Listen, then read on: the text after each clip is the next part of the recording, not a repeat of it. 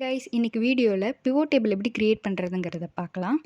Pivot table எதுக்கு create பண்ணுவாங்கன்னா, large amount of டேட்டாஸை interactive வேல ரீஆர்கனைஸ் ஆர் ரீஅரேஞ்ச் பண்ணி சம்மரைஸ்டு வேல ப்ரெசென்ட் பண்ணுறதுக்கு தான் பிவோட் டேபிள் யூஸ் பண்ணுவாங்க.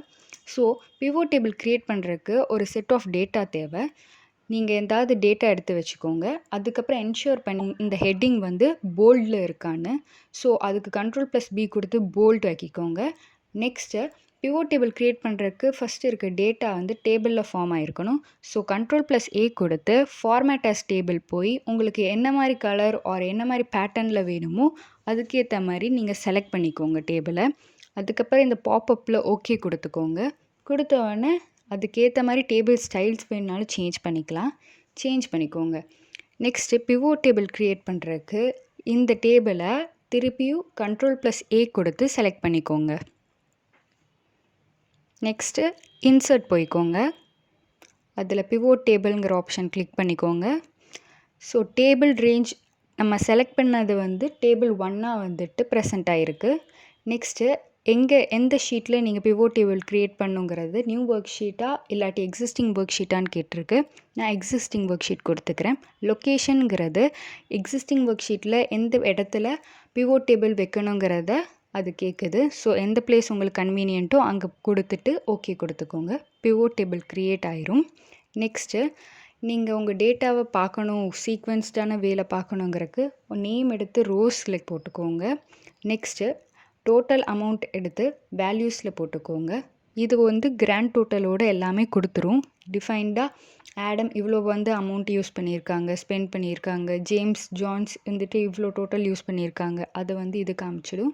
நெக்ஸ்ட்டு நீங்கள் வந்துக்கிட்டு எந்த லொக்கேஷனில் இவங்க இருந்துட்டு ஸ்பெண்ட் பண்ணியிருக்காங்கன்னு பார்க்கணுன்னா அதை ரோஸ் கீழே போட்டுக்கோங்க.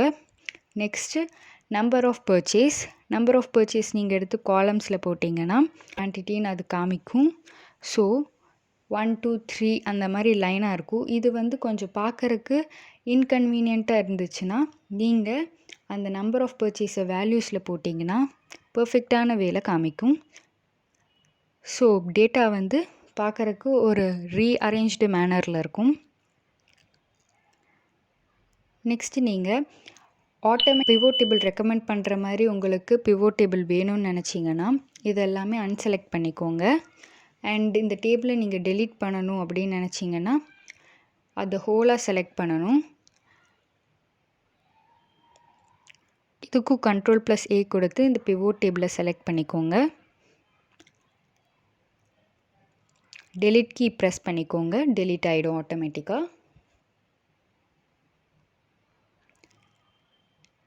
நெக்ஸ்ட் நம்ம இருக்க டேட்டாவை Ctrl+A கொடுத்து செலக்ட் பண்ணிவிட்டு அகெயின் இன்சர்ட்டுக்கு போய்க்கோங்க.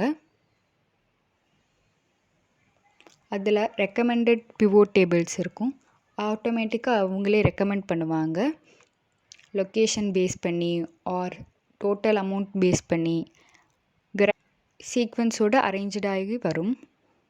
நீங்கள் இதுலேயும் பண்ணிக்கலாம்.